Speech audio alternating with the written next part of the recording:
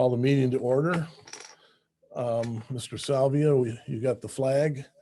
If we can do the Pledge of Allegiance. All together, We'll try I it. pledge allegiance to the To flag the flag of the United States of America and to the republic for which it stands, one nation, under God, indivisible, with liberty and justice for all.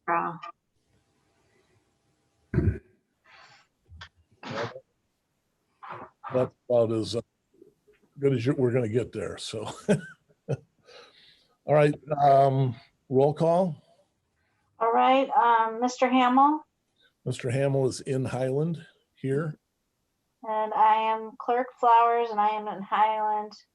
Mrs. Frederick, Mrs. Frederick is here in Highland. Mrs. Cooper, Highland, here. Mrs. Lewis, Mrs. Lewis is here in Highland. and Mr. Salvia. Salvia here in Highland.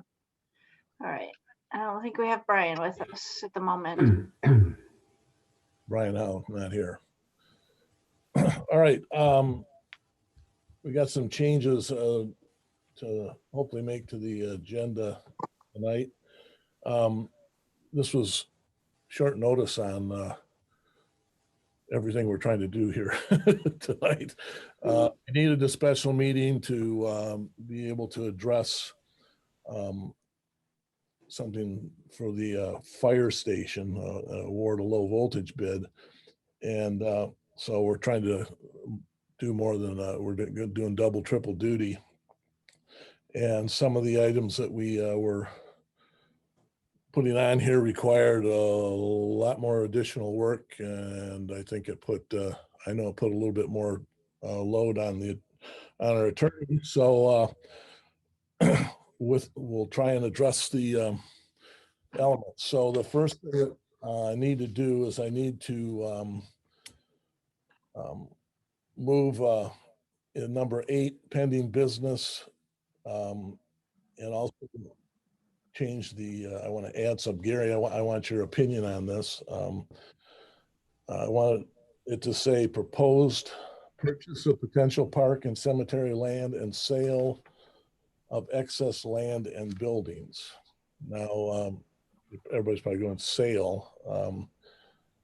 We discussed in a while back about the corner lot at Hickory Ridge and Wardlow Road. And seeing as we're going to be discussing appraisals for property, we also have Fire Hall number 2 on Duck Lake Road.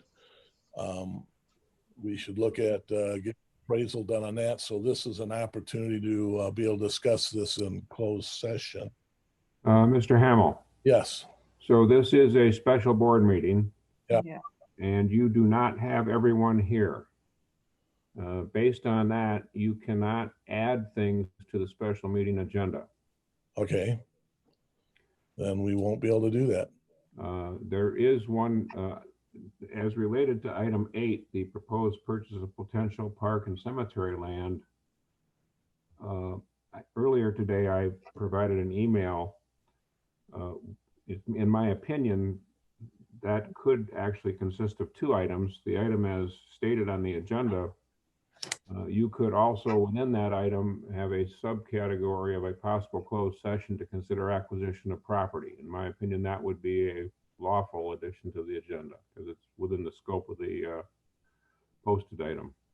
I don't know if you want to do that or not, but yeah, that's where I'm heading with this. Actually, is that it was based on your opinion. So what I wanted to do is I want to make that item 8 will now be item 9, and it is a possible closed.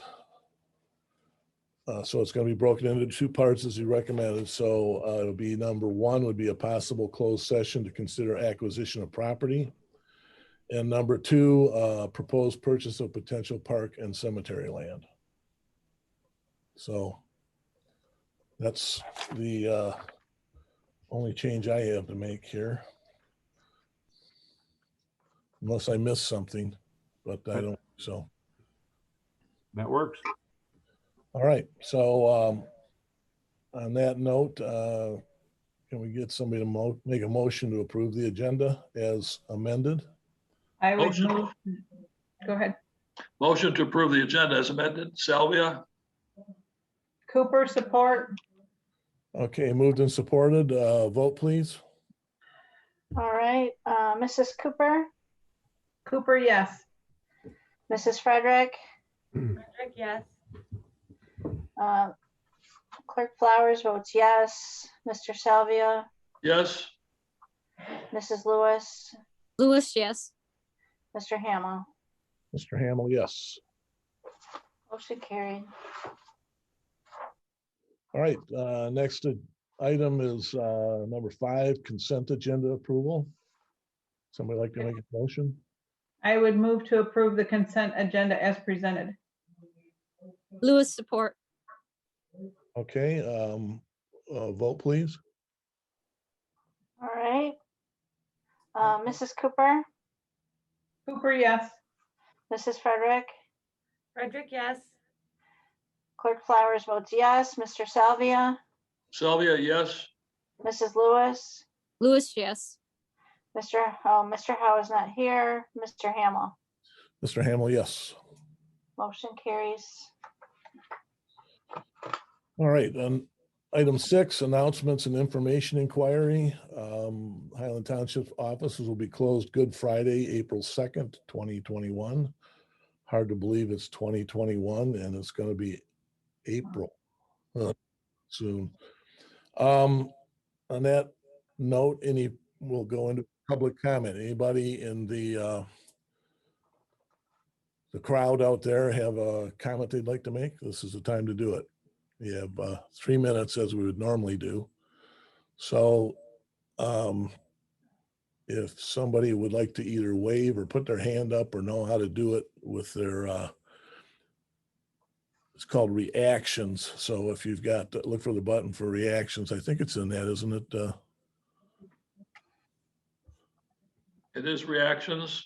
Yeah, so you can click on the thing that says reactions and you can raise your hand if you've got something to say.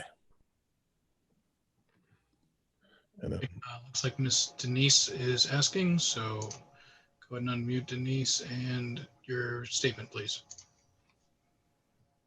Denise, you're muted. You're muted. Got it. Yes. Is this the time to make a comment about everything on the agenda? Or are you specifically asking for comments on the item you just addressed?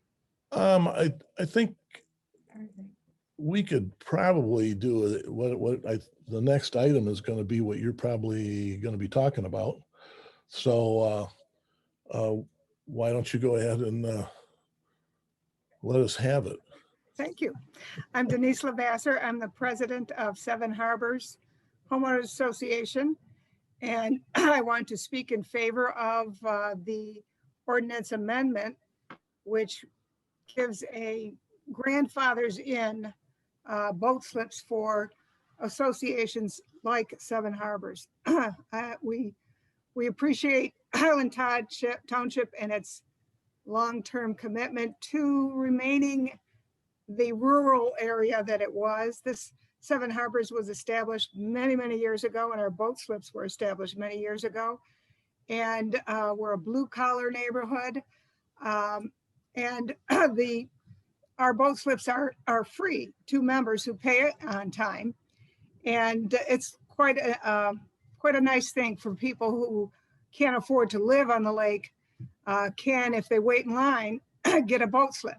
So this is the way it's been operating for many years. And I know that the code enforcement officer has been put in a very difficult situation because if you interpret certain former codes away, then you could just shut down all of our boat slips. And so we really, really appreciate the hard work that the drafters of this amendment put into it, which will, in my view, protect the Seven Harbors boat slips. And I just want to thank you for that. Well, you're welcome. Appreciate that. So do we have anybody else who'd like to make a comment? Actually, on that note, I guess I could do it at this point in time. This is from Al Dialing. Mr. Hamel? I think I better wait on this one. That one's got questions. So, yes, sir. Well, plus you're still under general public comment. Yeah, That emails to a specific agenda item. that's what I just looked at. I said I better do that. Leave that for that. Okay, anybody else? Just public comment?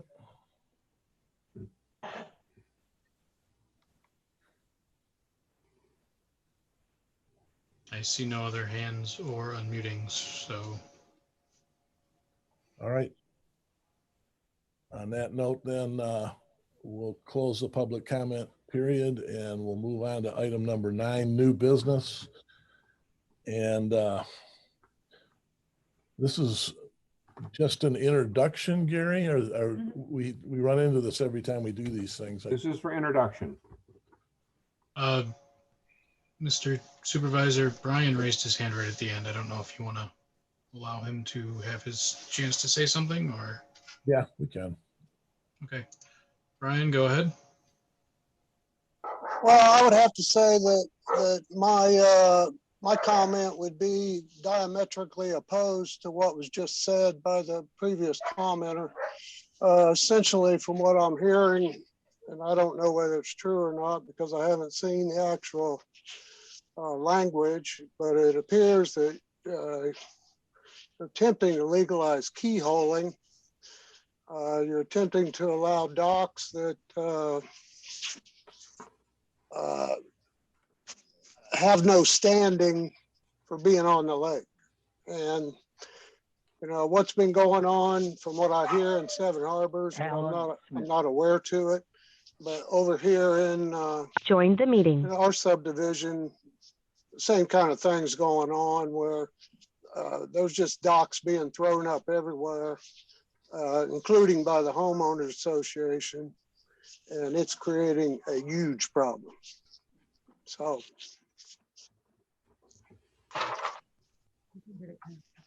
Can we have the speaker identify himself, please?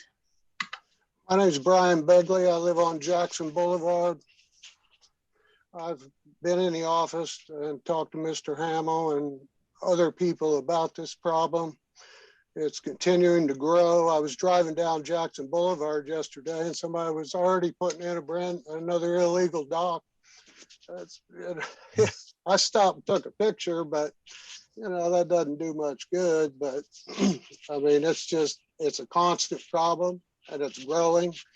And it's not just at certain places, it's with homeowners associations, not just mine and not the one the lady mentioned before, but also other ones around the lake. I mean, it's a huge problem. So I certainly hope that this update to this ordinance addresses these issues. All right, thank you, Brian. You're welcome. Denise has her hand up, but I don't know how we handle rebuttals. Let's do this. Let's get into because I don't know how this is just an introduction, so we're not going to be voting on this, right, Gary? No, you have to vote on as to whether you want to introduce it or not. Right. No, I mean we're not. This isn't the final. That's correct. All right. Well, if when you vote to introduce an ordinance, the next time it comes back, that ordinance is the only thing you can adopt at that meeting. So if you have any changes based on your deliberations this evening, you would want to identify them with specificity, and then the ordinance later could be adopted in the form it was introduced. But maybe that's overly technical, but that's what I'm here for. So wouldn't there be at the next meeting would be a public hearing on that? No, well, you could set a public hearing if you wanted to, but it's nothing that's required. This is not a zoning ordinance. So it's just an amendment. Well, it's an amendment of a non-zoning ordinance. Okay, so let's I'm trying to think how we can make this efficient so that everybody gets an opportunity. I mean, I think if we try to go through this ordinance line by line, you think that's something you want to do here, Gary, or is that, should we introduce it, allow the public to get a copy of it, and then at the next meeting have public comment? You know, I don't like just flat out changing things and people can't see what we're talking about. Well, I mean, I think with the special meeting as it is, and I think Dawn was waiting on something from me and she finally gave up, rightfully so. I don't think this got posted until Friday. Yeah, so I think, So you know, it very well may be that some members of the public may not have had an opportunity to review what was posted on the township website. I can give an overview of this amendment if you like. Sure. For starters. I think what we'll do then is I'm going to make a motion to introduce ordinance number 470 to amend the lake access and docking regulations in Article 3 of Chapter 24 of the Code of Ordinances for the Charter Township of Highland by revising the purpose, definitions, and regulation sections, but without changing the section that provides for the enforcement and penalties for violation of the regulations. So that's my motion. So we need a second on that so we can move forward.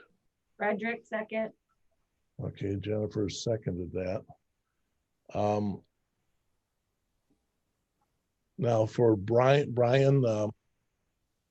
I think I just want you to understand that we're not going to jump and vote on this and it becomes rule right away. So don't take a vote as the end all on it.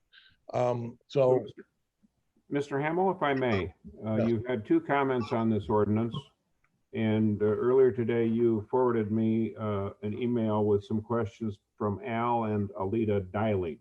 Right. And one of those questions dealt with the same subject that the two speakers have talked to, and that is Mr. Begley has referred to it as keyholing. And keyholing, for those that may not be familiar with it, is generally thought of as non-lakefront properties having a right to put boats at a lot or outlot on a lake, even though they don't have lakefront property themselves. And I gather that that may be what Seven Harbors does for its members, is it provides a lakefront lot at which non-lakefront property owners can have boats. And that is addressed in this ordinance in section 2452, small paragraph F. And I'm not going to read all of this, but it says you can't have more than one watercraft for every 10 feet of lake frontage at an outlot like this, or a park or common area. You can't have more than one dock for each 40 feet of lake frontage. And it does not allow docking at the end of roads. But then there's an exception, and this is what the Dialing's question related to. And I'll read this in its entirety. It says, where lake access has been lawfully established at an outlot, park, easement, or common space prior to adoption of this ordinance, as documented by aerial photographs, homeowners association rules, or other such documentation as may be acceptable to the code enforcement officer, such access may be continued but not expanded as to the number or size of docks or docking points. So that, I think, is probably what Denise was referencing as grandfathering. Hey, what was that section you were talking about? I got it on the screen now. So 2452, you're going to scroll further. while you're doing that, Mr. Supervisor, Tammy Bryan has logged in, just so you know. Thank you. Okay, Mr. Howe is here. You keep going You then. can keep going. After Touch enough, right you've there. gone too far. Stop. Stop. You want Go up a little bit You more. went past. Stop. Stop. Right There. there. Okay, That'll work. All right. So that's what I've just read. Now, the question posed by Mr. and Mrs. Dialing was, how will code enforcement officer determine if lakes access has been lawfully established? What criteria will be used to determine lawfulness?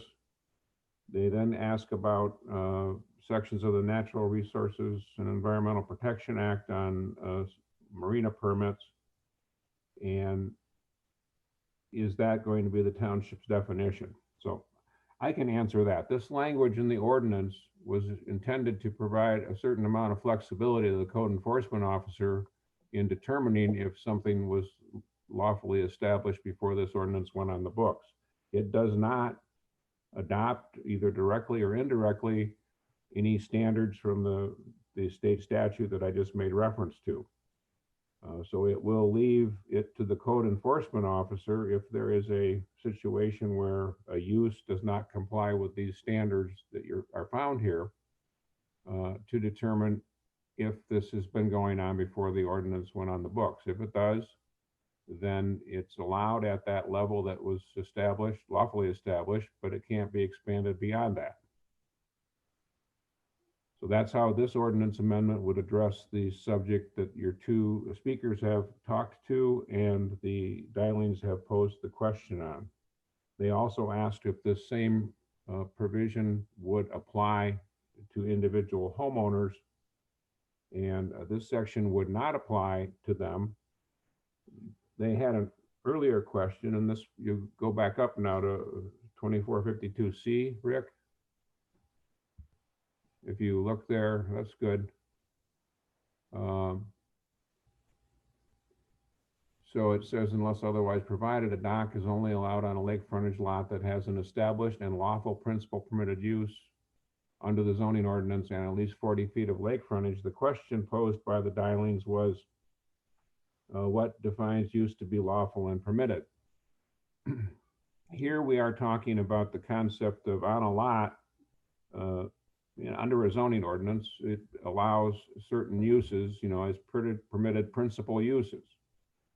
A house would be the most common example in a residential context. Somebody has a house on a lake, and that is a lawful use if it's, a residential zoning district. That would be a lawfully principal permitted use.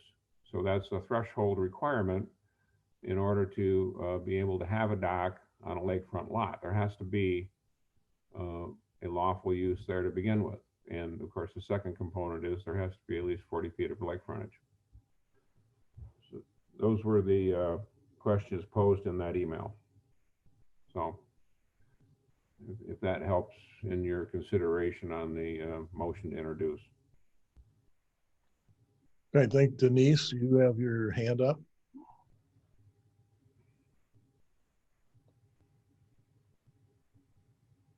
Doc, can you hear me? Yes. Okay. I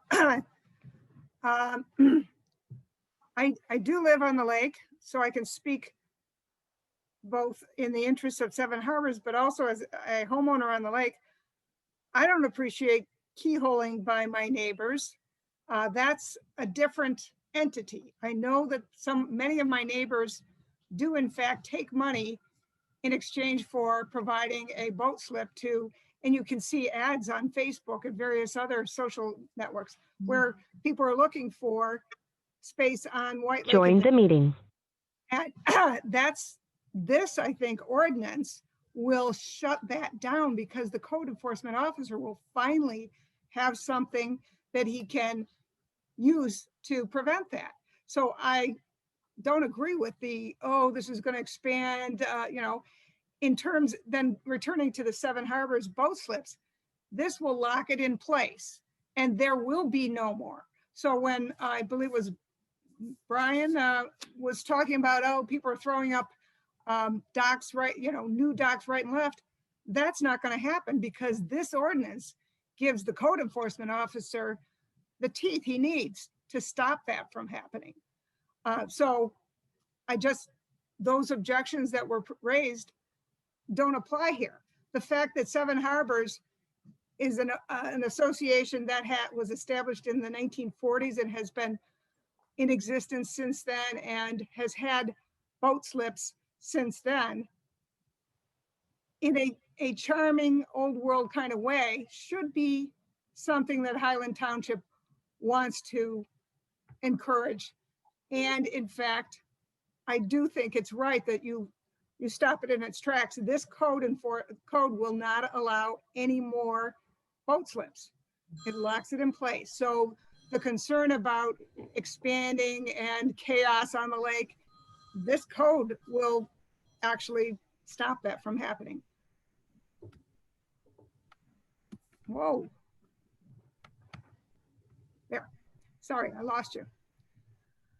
So I guess that's all all my comments are in terms of response to the other comments. I think that the concerns expressed are unfounded. I appreciate that. Anybody else have any comments on it? I believe Brian has another rebuttal. Go ahead, Brian. Oops. There you go. Did it unmute me? Yep. Yep, you're good. All I was saying was, or going to say was that, I mean, it appears to me that we're going to codify keyholing that's already taking place. In other words, we're saying, well, they've been keyholing all along, but hey, we're going to grandfather them in and say that they can keep keyholing. And, I understand her argument, but there's no way that I could agree with that, especially if you see what's going on over here in our neighborhood. I mean, it's, I've got pictures to share, and I will as this meeting as this moves along, because I think it's going to be rather shocking. So I will add input. All right. There's I'm not sure who that is down there. That's Stacy. Nancy. Stacy has a question. It looks like, or a comment. I think Rose was next. Rose, Miss D'Ambrosi. Hi, I just want to clarify. This is for, this would be for the lakes and property that does not or is not regulated, correct? In other words, I'm under an HOA and we have even stricter regulations than what you're proposing, which are great. But we have a little bit stricter regulation from our bylaws. So this won't overrule our HOA. Mr. Hamill, do you want that answered? Please. This ordinance is controlling on any property that's within the definitions, whether it's, an HOA has stricter or less strict rules. These rules in the ordinance, if it is adopted, need to be followed. And an HOA that says we have our own rules, and since we are following our own rules, we don't have to follow the township's rules, that would not be an accurate legal position. Okay. Excuse me. So my take on that is, HOAs frequently have stricter rules than what our ordinance stands, but where you want to enforce your homeowners association, that's up to you guys to enforce that. The township, has a lower level of restriction, and we enforce ours. And you guys enforce yours, it's different. I'm sure the code enforcement officer would welcome any organization that has stricter rules than these. It's not uncommon. Oh, and we've talked about that at the neighborhood network too, when actually Sean came to talk to the neighborhoods about it. The bottom line was, this is where our jurisdiction ends with the ordinance. And if it goes farther than that, meaning more stricter than that, the homeowners association would be responsible for enforcing it. Thank you. I mean, correct me if I'm wrong, Gary, but that was my Well, take. that is certainly accurate. We would have no basis to attempt to enforce, you know, in effect, private, you know, use restrictions. Right. That's absolutely correct. Okay, I believe Stacy has been waiting patiently, ma'am. Oh, thank you. So along those lines, I was just wondering if you could clarify. I was looking at under the regulation that it says that there should only be one dock per 40 feet. Now, on some of these outlots in our neighborhood, there are two docks in the 40 feet. So is that going to be grandfathered in, or are two docks on 40 feet with 4 boats okay? If it is, again, under this subsection F, if it's one of these common area lots and documentation to the code enforcement officials standard, I mean, what he finds acceptable, you know, establishes that there's two docks and have been lawfully established, then that would be allowed. But you can't make the docks longer.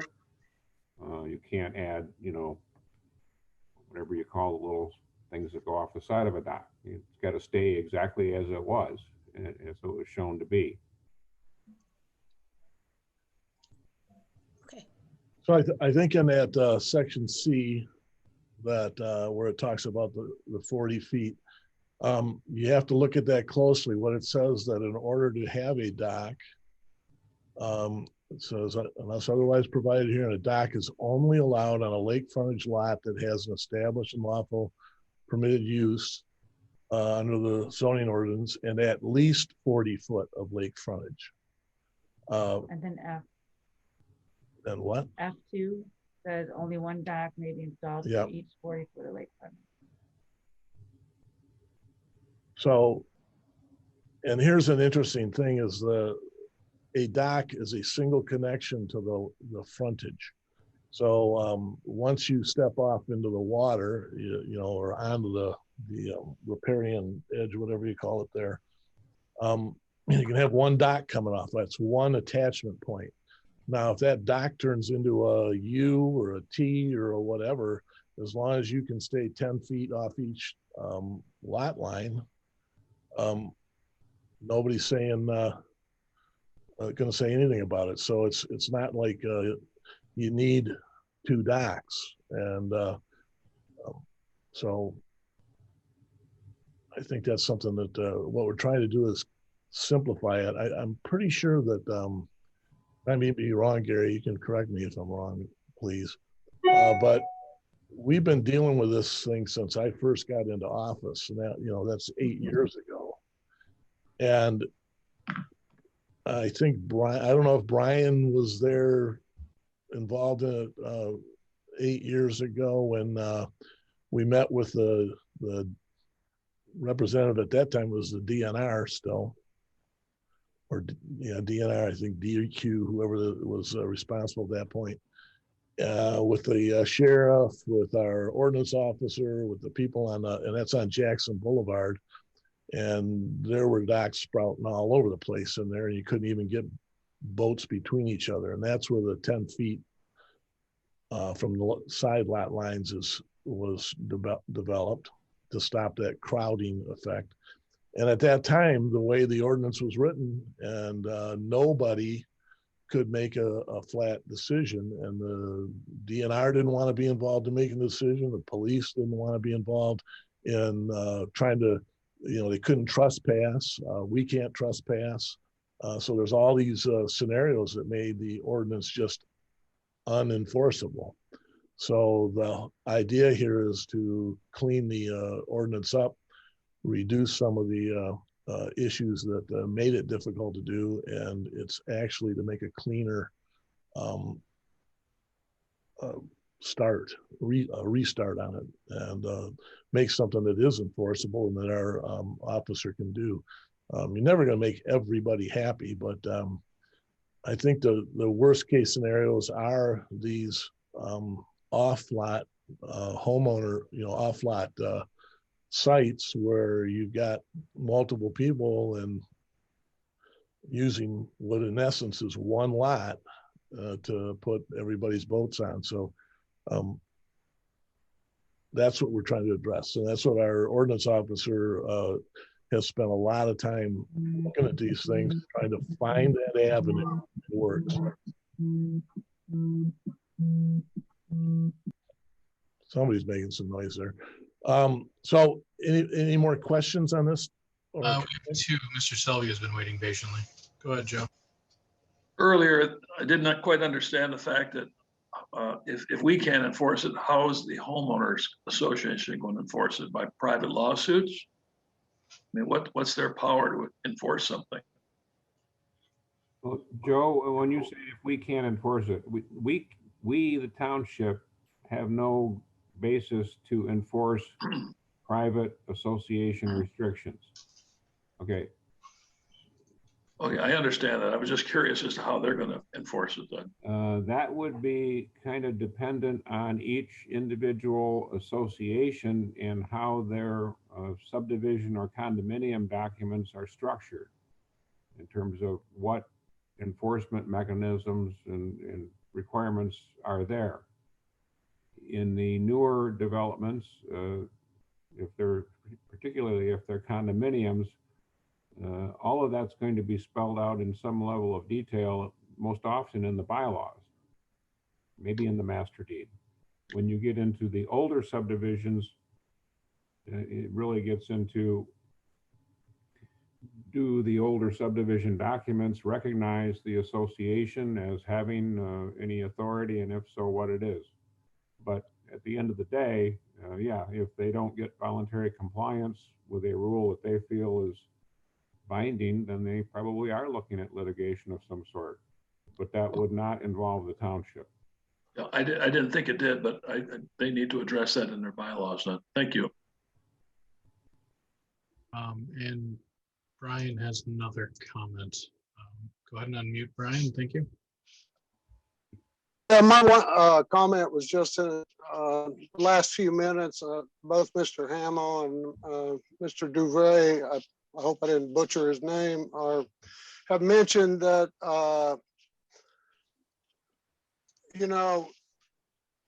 if what some of these people were previously doing was legal, then they're going to be grandfathered in. And the problem is, on a lot of these lots, what they've been doing has been illegal.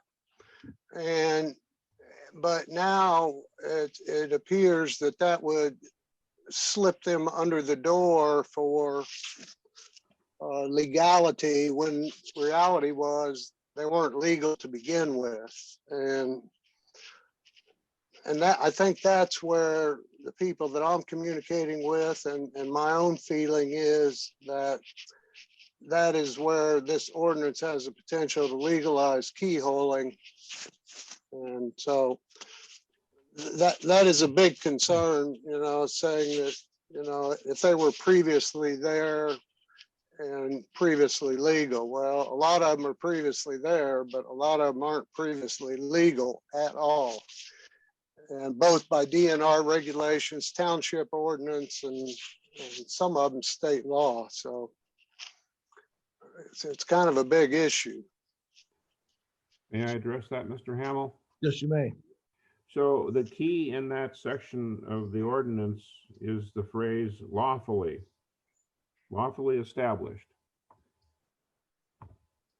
Boat docking and lake access in Michigan with all of its lakes is probably one of the most hotly contested issues that you see in the appellate courts.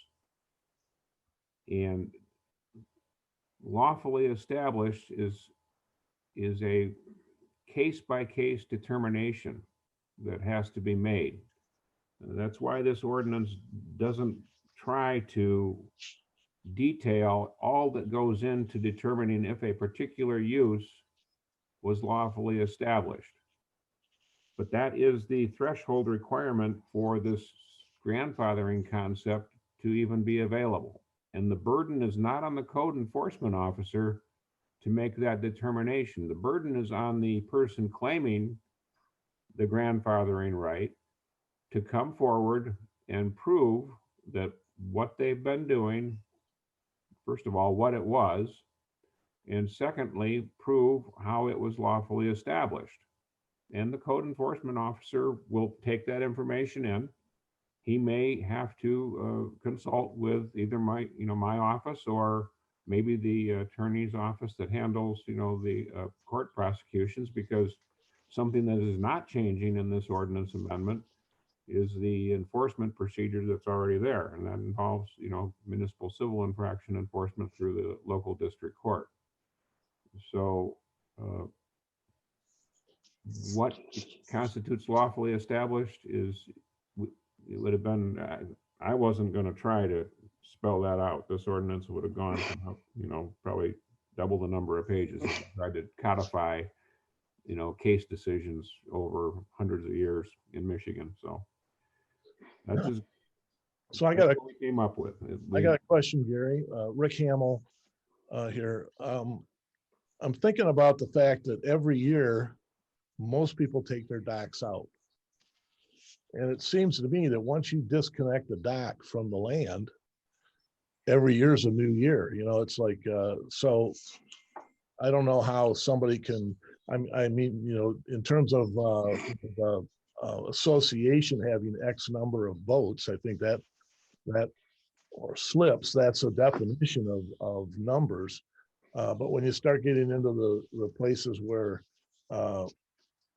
people talk about grandfathering a dock, if the dock's left in year round, that I think could be considered a grandfather. But if you pull that out in the winter for the winter and stuff's removed, you've kind of dismantled the opportunity. It seems like it would. In my discussions with code enforcement officer and your planning director on this ordinance, I did not understand that was an objective with this language. Okay. I think it's common practice, just to protect the investment in the dock structure to get it out of the water before the ice freezes over it. So if that is the intent, then we need to change the language of this exception in other things in this ordinance. I don't know if that is absolutely. I did not understand that to be the intent.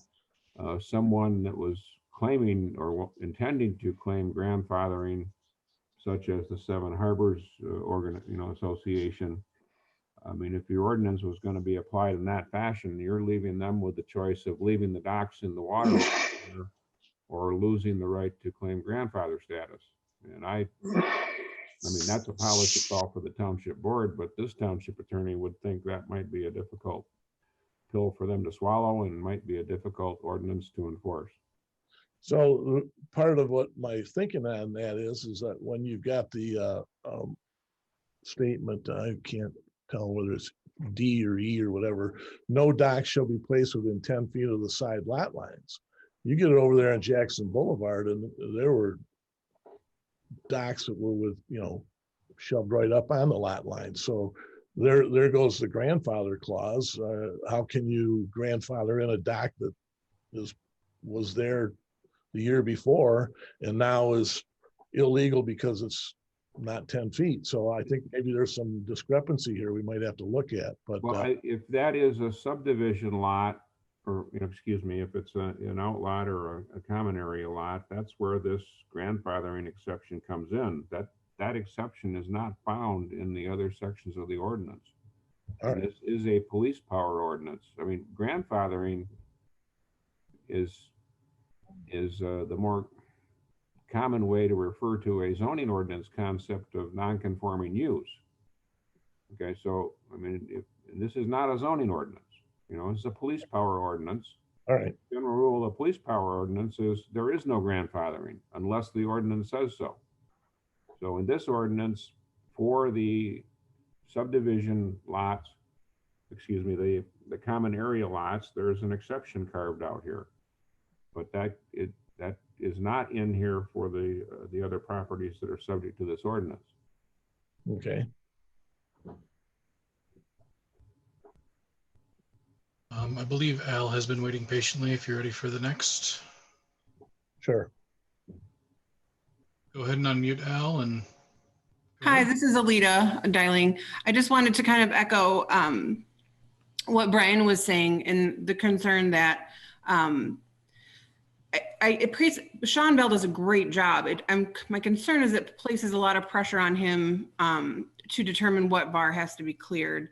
And then I'm concerned about the longevity of that decision making. You know, I mean, he's not going to do the job forever. So I guess I'd like you to consider maybe, I know you said you don't want to codify every situation. I think the more clear we can make the language, I think the easier it is to enforce compliance going down the road. Okay, thank you.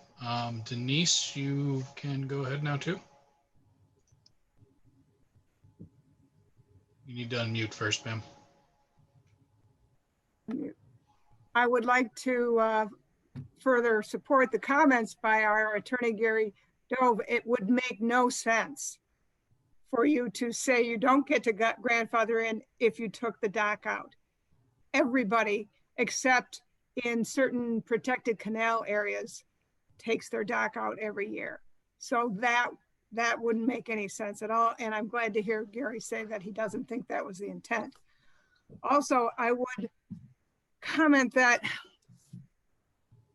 we are getting, every lake is, as time goes on, becoming more and more, the lakefront properties are being bought by wealthy people. And they are pushing around the backlot owners. Seven Harbors was established by backlot people. And it is really aggravating to see wealthy lakefront people who bought property knowing that they bought property next to an outlot with boat slips. Try to eliminate those boat slips. Buy a different lot. Don't be pushing around the less wealthy people. They come and they come from Bloomfield and they buy, you know, White Lake is, well, Highland Township is less expensive lakefront than Oakland, you know, other Oakland County lakes. It's like, buy a different lake or buy a bigger lot. Don't buy a lot next to an outlet when you know there are boat slips there that the Seven Harbors has. I just really think it's outrageously arrogant for people to push around the very unwealthy non-lakefront owners of Seven Harbors. They bought a piece of property knowing what they were buying. And I just, even though I'm exactly in that category, I moved to White Lake from Bloomfield Hills, but I'm not pushing anyone out of their outlets. I really love the blue collar nature of Seven Harbors and Highland Township in general. That's all I have to say. All right. Thank you, ma'am. Brian has something else to say. Go ahead and unmute, Brian. Thank you. All right, well, I don't know if that comment was directed at me or not, but I live on Jackson Boulevard on the dusty road part of it. And, you know, there's a lot next to me. It's a very small lot, and it's a neighborhood lot. It's dedicated to the backlot people to be able to come down there and swim and fish and barbecue and whatever. and that's what it's been used for 20 years that I've lived here personally.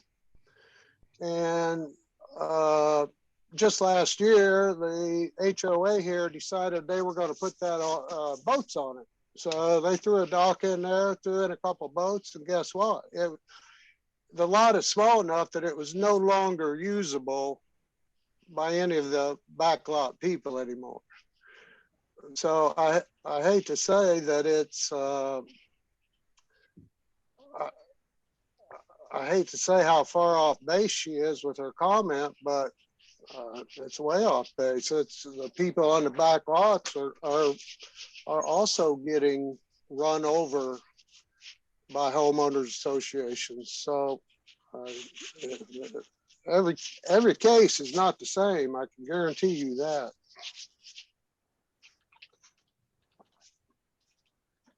All right, thank you, Brian.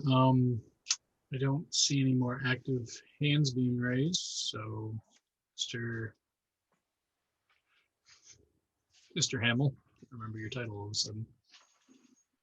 Oh, we won't talk about titles because I could be called a lot of things. We won't go there. Yeah, this whole lakefront thing, it's been a night for everybody that's been involved in it, a nightmare. Some years it goes smoother than others, but we're trying to do the thing from our end where we don't end up spending resources from non-lakefront owners, non-backlot owners. Remember, it takes tax dollars to do this stuff. And so we have to keep the rest of the public in mind as well as to how we're spending our resources for these, in reality, somewhat minimal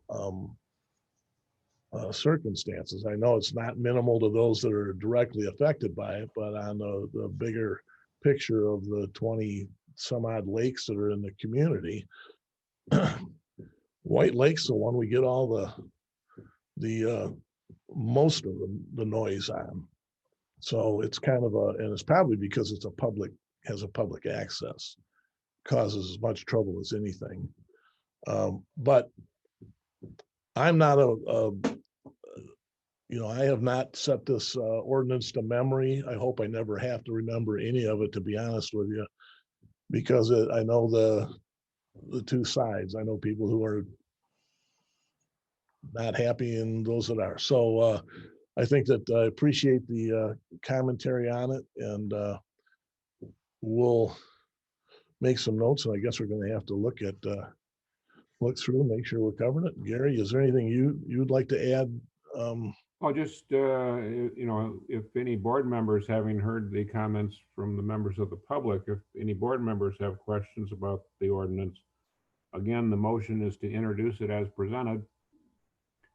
And if there are any board concerns, now would be an appropriate time to identify them rather than have those concerns surface at I'm assuming that if you introduce this, it would be up for possible adoption at the April 5th meeting. And of course, we're coming up on the boating season. So if you wanted to make changes on April 5th, you would have to reintroduce it, and then you'll be looking at adoption at your May meeting or a special meeting. So if there are board concerns that you want to share, I would encourage you to share them this evening so we can identify any changes that need to be made, incorporate those in the introduction motion, and keep the timeline going. I know Sean wanted to get this on the books before boats start going in the water this year. And we're on track to do that, but not if we lose an entire month on meetings. That in mind, Can I ask for clarification on something? Yes. At Seven Harbors, do they meet the requirement of having the dock at least 10 foot from the lot line and 4 boats per dock? Yeah, if Denise, can you unmute? We have multiple outlots, and some of them you would say are odd shaped. There's a canal, there's so 10 feet from a lot line is kind of odd to measure in some of them. In some of them, I can say definitely not. And I can also tell you that we happen to, as a board, have determined that we think certain of our outlots are too crowded. And so we were hoping that some people would not pay on time. You have to pay your dues by March 1 if you want to keep your boat slip. And so we had 3 people who failed to pay on time. And so I've written a letter to them saying they lost their boat slip. And we're talking about whether or not to give them a grace period or not. But the bottom line is, I also sent a letter on one of the outlots, which in fact is the one that Dialing has their concerns about. I already wrote a letter eliminating one slip there. So there are no longer 4 boats there, there are 3 boats. And when one of the 3 boats gets out for whatever reason, not paying on time, moving out of the neighborhood, we do not intend to keep more than 1 dock, 2 boats on that slip. There's another one that is much smaller. It's only 25 feet. And we intend to take care of that issue as well. But as it becomes much easier when we have more available. So the fact that 3 people lost their slips this year, it's a hard thing to do, but it's going to make it easier for us to move people around to lessen the crowding on certain slips, certain areas. And keep in mind, the canal ones, nobody cares about that. They're in the canal, nobody sees it, nobody would object to it. So it's an odd situation to, there's nothing consistent about our outlots that would address whether you're 10 feet or not from the lot. It sounds like your intent is to move in the direction of trying to get your boat decks to be 10 feet off the lot line. Mr. Hamel, may I address Tammy's question also? Yes. So this grandfathering clause we've talked about, it's there to allow a lawfully established use to continue as far as the lake access goes. But I wouldn't have any difficulty if the code enforcement officer called me up and said, I've got one of these outlots. They've shown me that they've been docking there forever and a day. And I think, they're legal, but, they always put the dock 5 feet from the lot line and they got plenty of room to put it 10 feet. What do you think? I would tell them to make them put it 10 feet from the lot line. So, and if somebody doesn't want to do that, well, then we can, see what the court thinks about it. The spirit of this is to recognize previously established rights, but if there is the ability to comply with reasonable standards that are there to protect, neighboring property owners, the expectation is going to be that the people do it. There's no good reason to not do something if there's sufficient room. Right. There's a much bigger picture to this whole thing too. It's not just about the off-lot docking. It's the number of docks on individual lots, trying to address that, and how many boats, and how do you get to enforce it, and who owns the boat.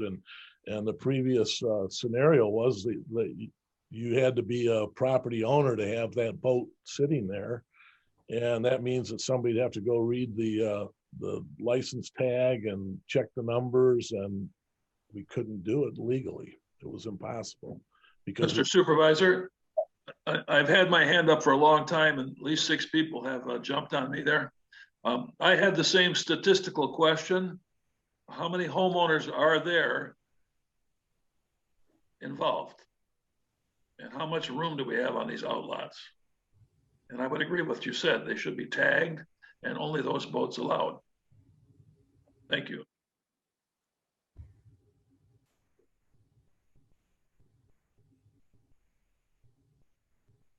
I don't know that's a question I can answer. So. Does anybody know how many homeowners are in Seven Harbors that would use the outlots? President of Seven Harbors, we have 400 approximate properties, homeowners in Seven Harbors. And we have maybe 30 outlots. And so I guess, and everybody, there are, some of them are parks.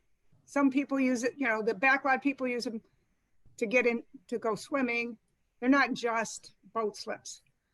Some have sandy beaches. I mean, I guess I'm wondering what I'm to address. It is everybody in the homeowners association, if they wait in line, but not the lakefront owners, has a right to get in line and get one of the boat slips, which are like 39 boat slips all told, among all the boats, among all the outlots. How many boat slips are there? 39. I can't hear you. 39. Okay, thanks. So let's say 40, okay?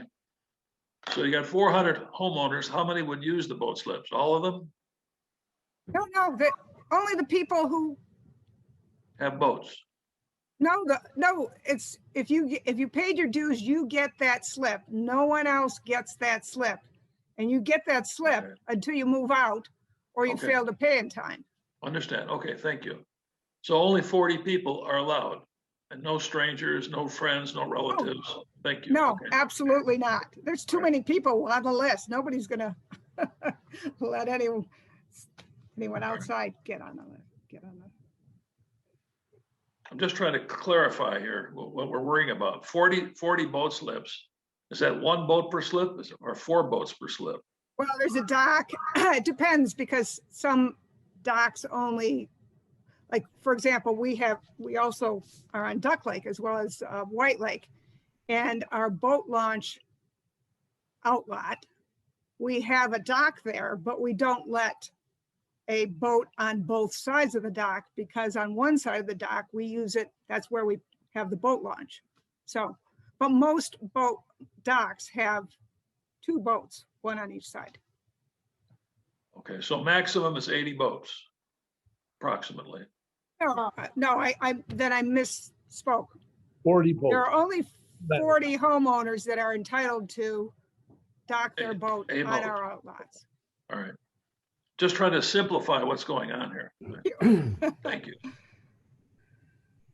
Thank you. And I also would comment that I don't consider what we do keyholing. It's not, keyholing is my darn neighbor who takes money in exchange for letting someone outside the neighborhood put his boat on his dock.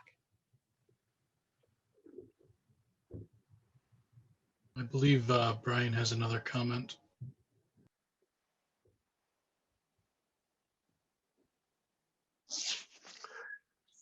Since it was brought up, one thing that is not addressed in the ordinance, but it is by state law, but nobody seems to enforce it, is these boat launches or marinas that are on these lakes. The state spent all that money on a boat launch because they don't want people having access to the lake through a neighborhood boat launch. So what happens at these boat launches is, people let their friends in, their neighbors, whatever. Maybe they're just in and out for the day, but they're still using it. But the fact of the matter is, all these boat launches are supposed to be built to DNR standards or Eagle standards. They were never supposed to be a private boat launch on this lake. It's supposed to be, controlled by the DNR. That's how they control how many boats come in and out of the water here. So quite frankly, I think the ordinance ought to also address these illegal boat launches. Brian, are you talking about on the very north end of the lake by the trailer park? No, right over here at Lester Park. There's one on Jackson Boulevard. The lady just said that they have one over in Seven Harbors. You know, I have no idea how many there are, but I talked to the guy at Eagle and you know, the former DNR, and he's like, well, yeah, every one of those is not legal. That's just the way it is. But just like here, you know, we get no enforcement. You know, I mean, he tells me that he doesn't have time to come out here and enforce his own rules. And you know, he said he's got, what, 2 or 3 people working for him to cover 800 lakes or something. I mean, it's just, you know, he's obviously vastly undermanned. So, you know, he just can't enforce those rules as he should. But, you know, I mean, that's what goes on. I mean, that's reality. So, you know, I mean, for people to say that friends of friends aren't using those boat launches would be not necessarily factual. I mean, it happens. I see it. So it's not addressed in this ordinance, but I think it should be. Well, part of it is that boat launches on Highland Township side of the lake, and there's a whole nother half of the lake that this ordinance has 0 effect on. So, well, that's true, but you know, I mean, there's 2 of them that we know about right here, and there's probably more. I'm not aware, you know, but I suspect you could find them if you took a good drive. Well, I don't know what to say at this point. Well, the bigger question is will we be able to enforce what we got? I don't know. I think the scenario is that our enforcement officer has spent enough time, and our sheriff lieutenant can attest to it. I've been involved in enforcement is the nightmare. If you can't enforce it, then it shouldn't even be an ordinance. You know, you're wasting your time, and everybody's mad at each other. And so you create an ordinance to try and accomplish something, and you may have created a whole bunch of next up baggage and turned it all into a nightmare. And I think that what we had some baggage to it that made it a nightmare. And so if we can make the perfect ordinance, we could sell it maybe and cut taxes, but I don't think that's possible. Every lake's got a different attitude. You know, you heard Rose D'Ambrosio talking about their HOA on their lake has stricter rules. So it all comes down to how can you legally enforce it, and how can you make it stick. And a lot of the stuff that we were being asked to do, we couldn't legally enforce it. We couldn't legally make it stick.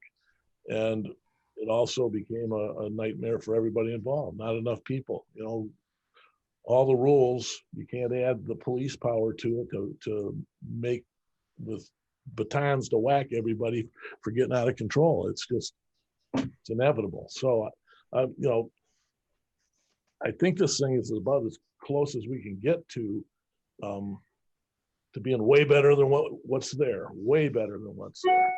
And I know that it's hard for, I don't know how many people on the board actually live on lakes. Maybe me. I'm the only one. And guess what I live on? No motorboats. So I don't have that problem. But so I can't identify with it. I used to live on Duck Lake, and I moved off it because of all that stuff going on. But it's a differences of opinion. But I know that section over there by on the dirt part of Duck Lake Road has just been a nightmare forever. You know, there's the people that will push the limits to everything, you know, and they're the ones that will also fight harder than anybody else to keep their boat and their dock where it's not supposed to be. And then the people who that have concerns like you, Brian, and the Dialings, you know, that have chosen to speak. It's difficult. hopefully what we're doing is we're heading in the right direction. It doesn't mean what you're seeing here is we're making an attempt to make change. So it means it can change. So I think my proposal is we'll introduce a thing. The board can make its decision at the next board meeting. Let a whole bunch of people jump on the lake and get stuff happening, and then try and introduce an ordinance that then you have to fight over people with, who put their dock in at 2 foot off their lot line, that kind of thing. So I think that it'd be a good idea to let's implement it if we can. I'm just speaking for myself. The board's going to have to come up with its own decision as a whole. But Mr. Supervisor, but I had one more question, maybe comment. Since the homeowner is responsible for who's at their dock, is it not possible to fine the homeowner if they're caught doing that, like $1,000? Make some kind of fine that may cause them to think twice about doing that. How are you going to enforce that? I don't know. That's been a problem. We can't go on people's property. You have to get permission. And those people that don't want you on there because they're going to do it. You're not going to get on there. So then you got to go through this whole process of who does the boat belong to? Just making a suggestion to try to tone down how many people are abusing the privilege. Because that's what it sounds like. People are cheating. Well, if I may. Yeah. So the ordinance is enforceable against the property owner. So, I mean, I don't know, as it turns out, I don't have the existing section of the ordinance that we're not changing, which has the penalty provisions. But they are municipal civil infractions. Those do carry with them civil fines. So, I mean, but again, our office doesn't handle your ordinance prosecution work, so I can't comment as to what the fate of a ticket written is when it gets into the court system. But there are enforcement remedies in here, and they are enforceable against the owner of the property that allows violations of the ordinance to be occurring. So I feel like we're talking about two different things. Joe's talking about boats from non-property owners. And that's what we can't, we're not able to go out and see which boats are on which dock and who owns them, because we can't access, get out there and see. But we can see the number of docks. And so that's what we're going to control, not the number of, like, who's owns each boat. No, that's one of the things we're getting rid of. Right. And Joe's asking about doing that, and Rick's trying to explain to him, no, we can't see, we don't have access to seeing the boats and reading their numbers and figuring out who owns what, and that's where it gets complicated. But we can see how many docks are there, if they're 10 feet from the lot line or not, and that's the part that we can control. And the other can't you access the water? I mean, can't you go around with a boat and check all these numbers you say you can't get to? Who? Are you gonna let us have your boat, Scott? Yeah, absolutely. Well, sign it over, bring in the title. Yeah, it's a kayak, so. Ryder, are you available for your side of this comment? Fire up the drones. Send a drone out with a camera. Yeah, I appreciate listening to everybody's comments. It's interesting. I happen to run the Marine unit for 2 years. This ordinance has been really hard for us to enforce.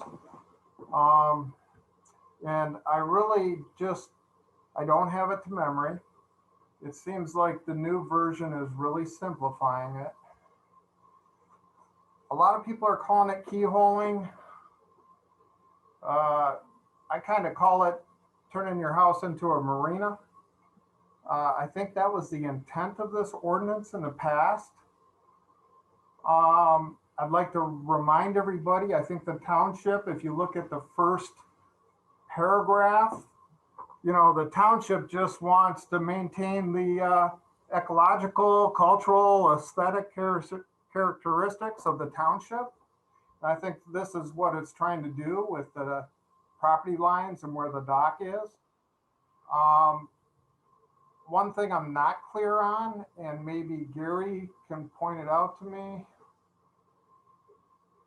is this going to eliminate the running of the MC numbers, making sure they're registered with the state of Michigan and they come back to the homeowner?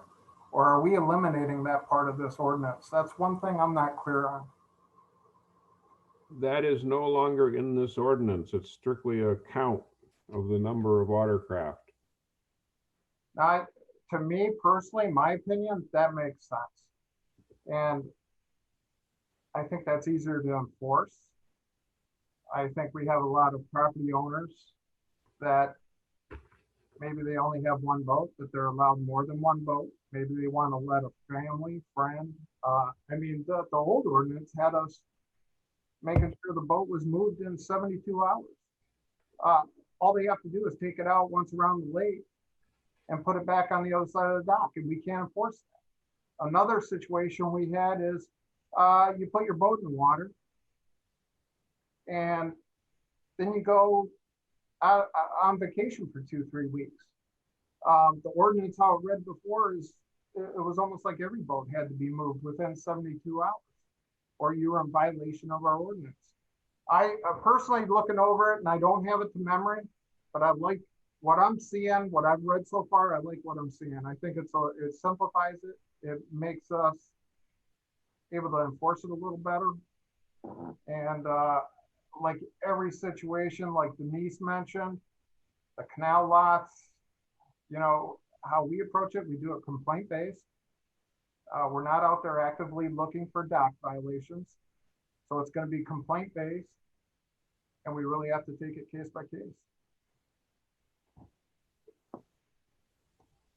Denise has another comment as well. Thank you, Lieutenant Snyder. So I withdraw my reaction. Based upon the additional comments, I withdraw. I have no concern. Okay, thank you. So Mr. Hamel, I have not heard any other board members make any suggested changes to this. I mean, the question is, do you want to introduce it as presented, or do you want to make any changes? If no board member wants to identify any changes, I suppose at some point you got to vote on the motion. Okay, well, yeah, we made the motion. I'm going to leave the motion as is without changes. Because I think it's something we need to introduce, and we'll find out if there's foibles. And I think the key is that as Lieutenant Snyder made clear, it's complaint based. And so if there's a complaint, we can zero in on a spot. But to drive around and trying to find infractions is not an effective process. And it's a waste of a lot of time and money. And I think it's those that have a complaint complain about it. We'll go take a look at it and try and make sure it works. But I'm going to leave my motion the way it was. And I don't remember who supported it, but I did. Okay.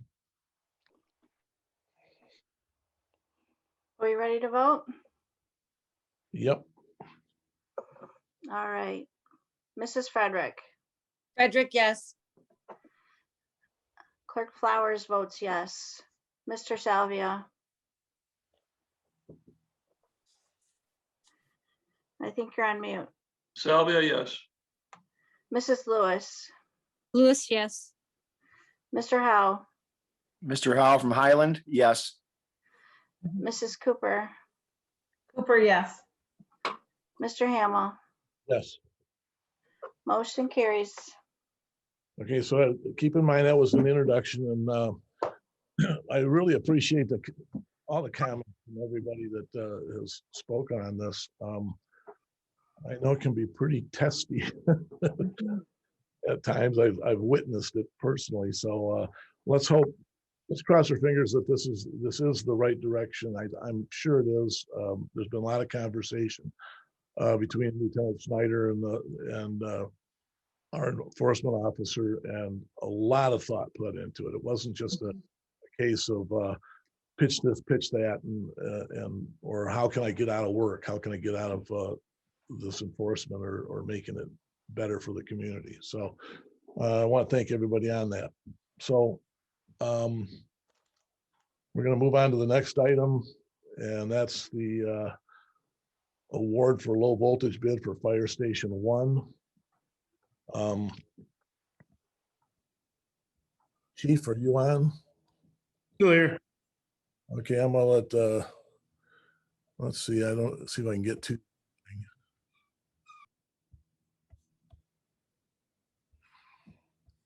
So low voltage bid.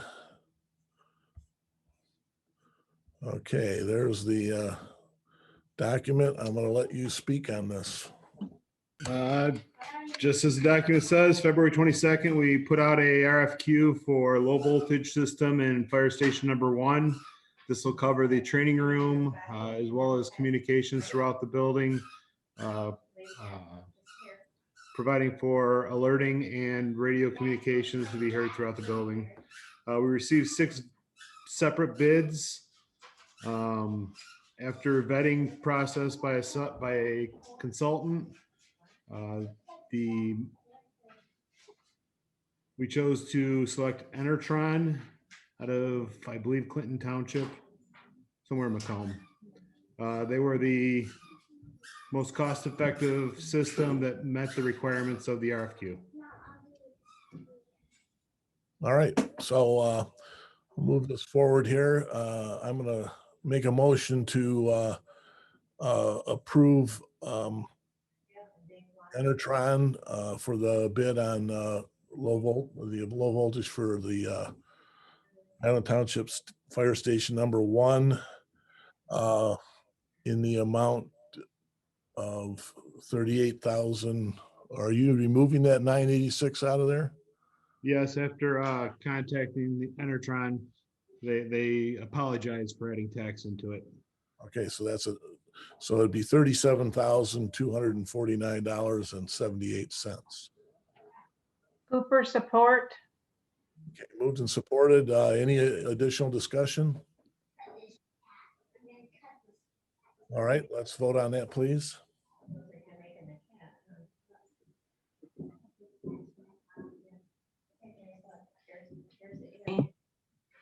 I voted yes. That's Clerk Flowers. Mr. Salvia? Salvia, yes. Mrs. Lewis? Lewis, yes. Mr. Howe? Howe, yes. Mrs. Cooper? Cooper, yes. Mrs. Frederick?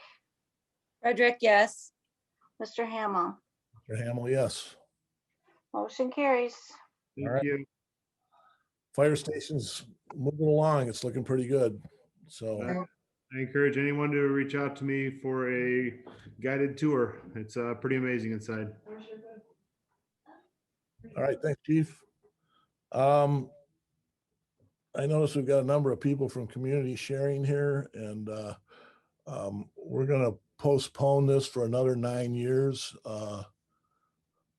There we go. Got you to laugh, Doris. So the next item is a community sharing lease. Let me see if I can pull that up here. Oh, I got to add that. I got to get to it. Hold on. Well, hopefully the board members have seen it already because it was emailed out Friday night. And it's in here somewhere. There we go.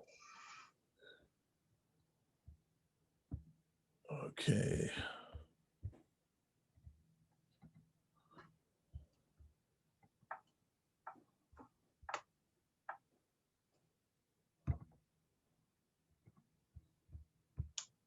Probably not going to be able to read it very well if you do have it. So I guess what we'll do is I'll go ahead and make a motion to, and we'll go through the regular process there, a motion to approve the public purpose ground lease agreement between the Charter Township of Highland and community sharing as presented on the screen here. It's called the clean version. So Cooper support.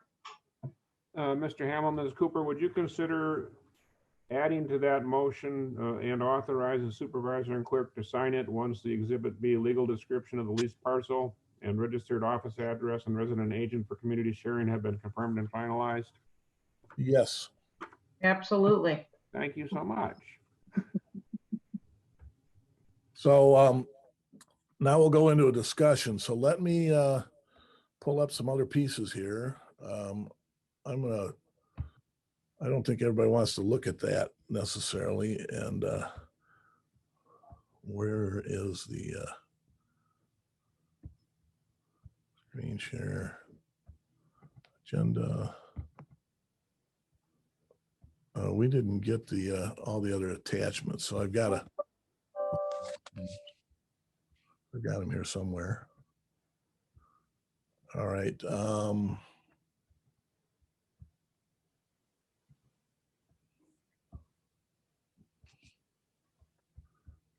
This will be attached to the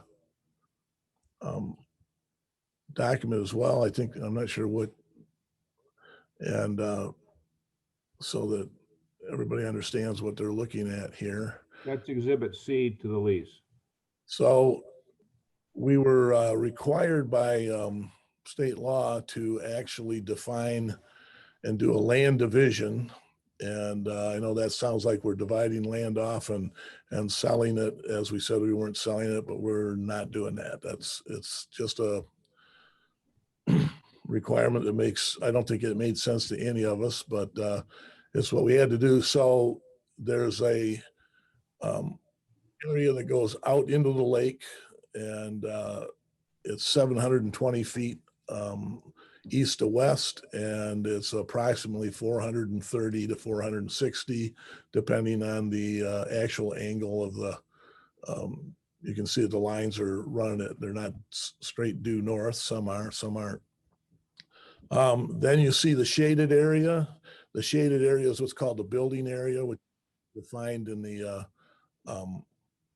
document as the area that community sharing can do what they need to do. And the other part leaves it open for public ingress and egress to be able to use the shoreline and the trees and what have you. So,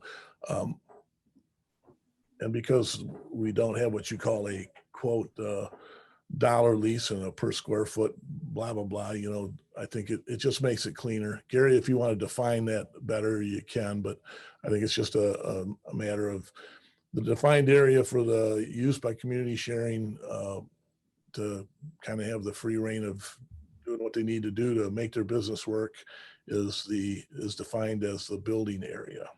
So you wouldn't be able to go marching into the trees and start knocking pine trees down to create some kind of space or whatever. So this has been presented. This may have, this has kind of moved around a little bit. I think there's been 3 iterations of this space, but this is what's attached to the lease. I think that's, what else do I have here?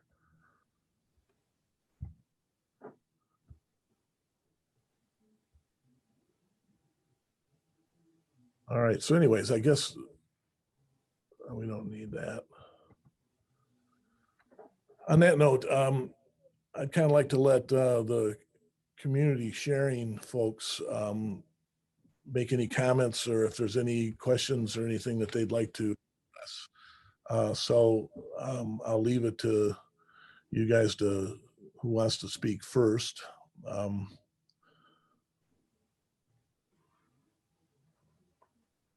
Dave, would you like to make any comments about what you've had an opportunity to look at, or?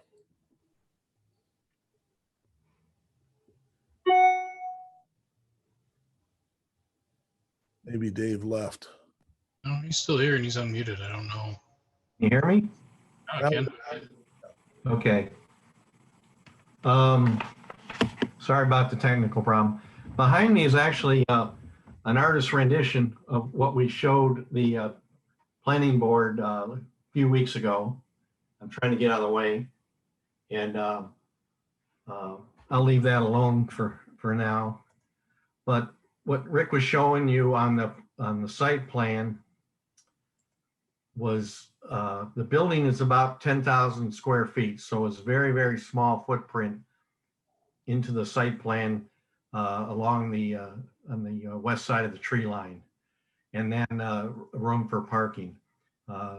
We've gotten everything down to a minimum size for the business of feeding hungry people in the Huron Valley school system, for the clothing department, for the pet pantry, and for donation.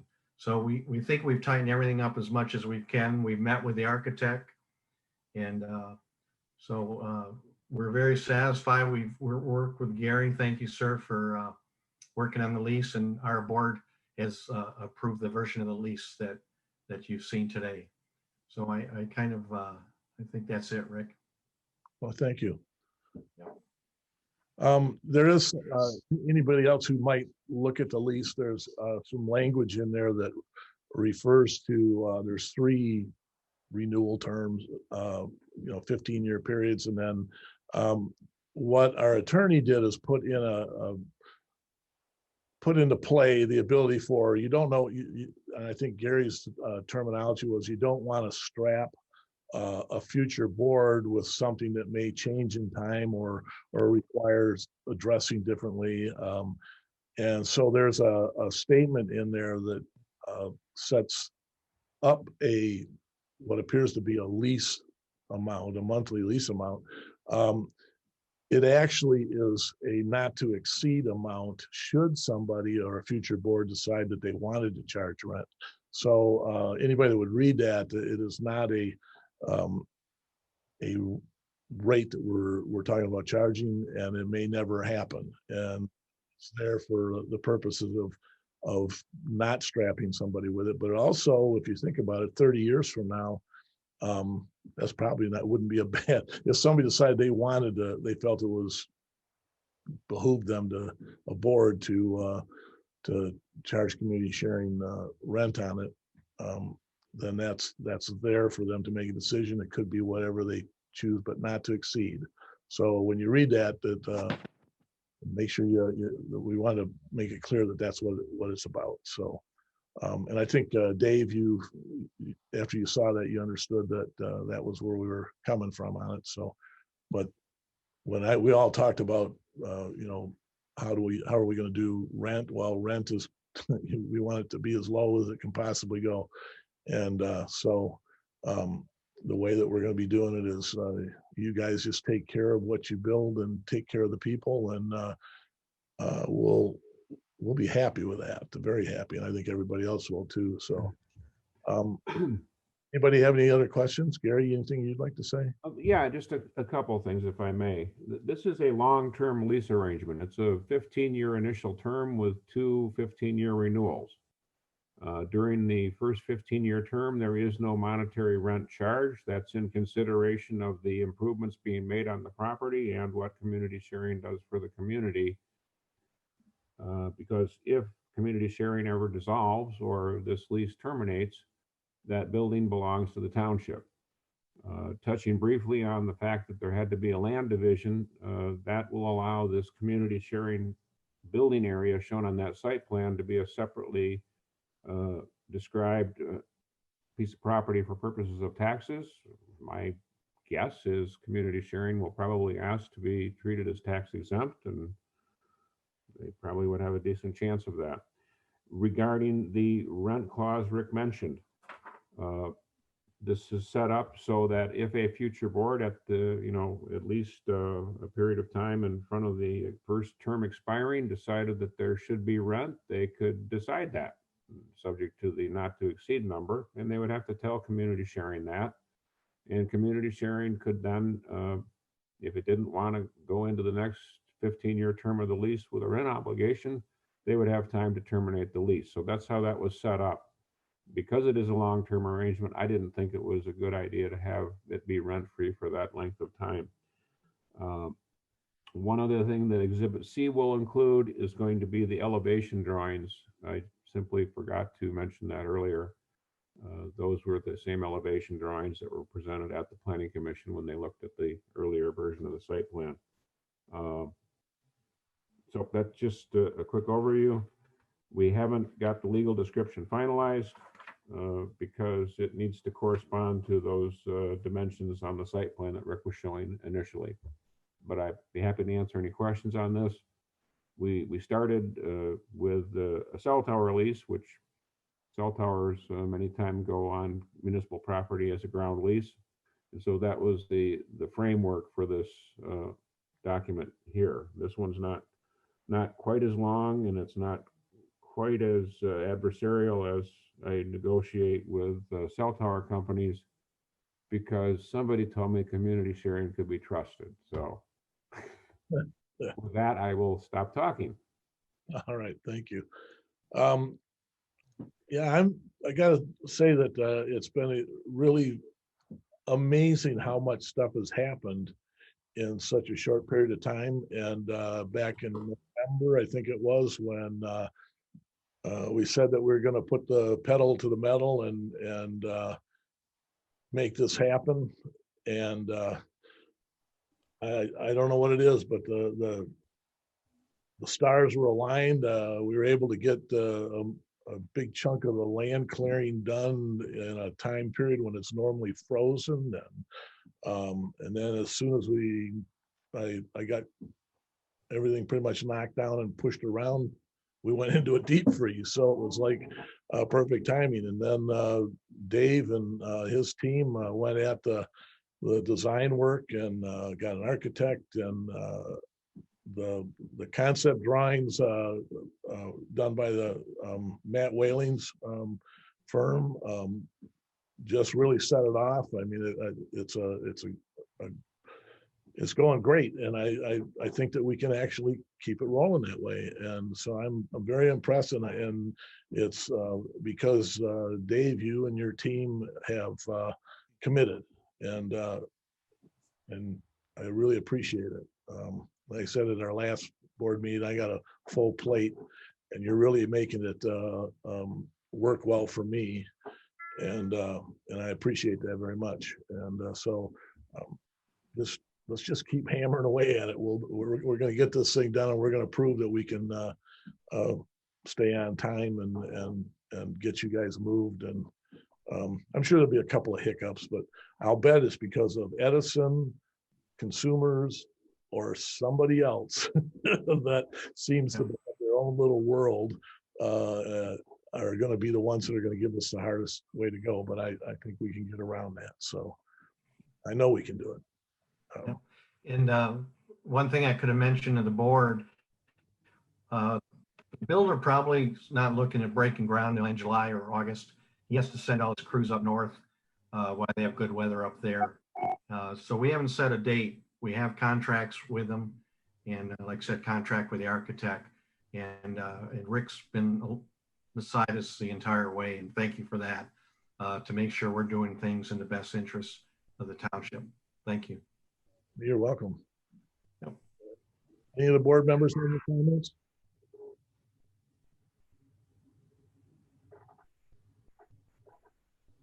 All right, so I made the motion, and did we got a second? Who was it? Yeah. Lady that would like a comment. I don't know if you're doing that. Cruz? I'll give support. Thank you. Wait, Hold on. it was already supported. Oh, okay. We're I didn't hear it. Want to go ahead and unmute Doris? All right, Doris, go ahead and unmute. I've done the ask. Go ahead and speak. Thank you. I just wanted to thank Tammy Flowers for putting the drawing on the Facebook page to give us some exposure about what's going on in the community. Thanks so much, Tammy. No problem. It's something that I think we're all going to have to be talking to everybody, all our neighbors about, and making sure people are aware what's happening in the community, and that community sharing could really use our support for this. Thank you. Thank you. All right. Well, I had found a typo in it. Okay. I don't know if you have to, on, in section 5B, the first sentence, there's just an extra letter at the end of the sentence. Is it a T? Yeah. I just didn't know if it had to be said or not. That was there to test to see if you're going to catch Where it. was that, Jennifer? Number 5B, last, or the first sentence, You don't there's like an extra T at, B? yeah. Thank you. Were you surprised, Jennifer, that I knew what the letter was? I just didn't remember to tell Gary myself. So crossing your T's. So we caught it. All right. So we've had a motion and a second motion, and I think we've discussed it well. And so let's have a vote. All right. Mr. Salvia, Salvia, yes. Mrs. Lewis, Lewis, yes. Mr. Howe, Howe, yes. Mrs. Cooper, Cooper, yes. Mrs. Frederick, Frederick, yes. Clerk Flowers votes yes. Mr. Hamel, Mr. Hamill, yes. motion carries. All right. So that's March 15th. We knocked the lease down. Thank you. So we're moving along. Thanks, guys. Appreciate it. All right. Okay. So if you guys you don't have to hang out here, because what is going to happen next is we're going to go into a closed session. But I want to just say a couple little things on that. So we're talking about parcel property that has come up that we need to discuss how the township could be involved in it and what the public purpose would be for the township if the board chooses to move forward on the purchase of it. And in order to do that in the best manner, we need to do that in a closed session, because what we discuss can change the things that might happen from some other position, from maybe developers or who knows what, but so we kind of need to keep it so that we can move forward without having things get in the way of it. So anybody who's on here. Oh, Rick? Yes. Somebody needs to make a motion, and I suggest to be a motion to meet in closed session to consider the acquisition of property and to include Township Attorneys Gary Dovry and Joe Ellen shortly in the closed session. So moved. Cooper. Hamel supports. Then it's a roll call vote. Everything's a roll call vote. Okay, vote please. Mrs. Lewis, Oh, you got it. Sorry, Lewis, yes. Mr. Howe, Oh, yes. Mrs. Cooper, Cooper, yes. Mrs. Frederick, Frederick, yes. Clerk Flowers votes yes. Mr. Salvia, Salvia, yes. Mr. Hamel, Mr. Hamill, yes. motion carries. So now somebody needs to technologically exclude everyone except the board and the two attorneys, the supervisor, to secure an appraisal as discussed in closed session. So moved. There we go. So moved. Brian, you moved on that? Support. Cooper. Move and support it. Vote, please. Sorry, Joe. I didn't mean to steal your thunder. Okay, Tammy, vote. All ready to vote? All right, Mr. Howe, Howe, yes. Mrs. Cooper, Cooper, yes. Mrs. Frederick, Frederick, yes. Clerk Flowers votes yes. Mr. Salvia, Salvia, yes. Mrs. Lewis, Lewis, yes. Mr. Hamel, Hamill, yes. motion carries. Okay. Adjourn. Motion to adjourn.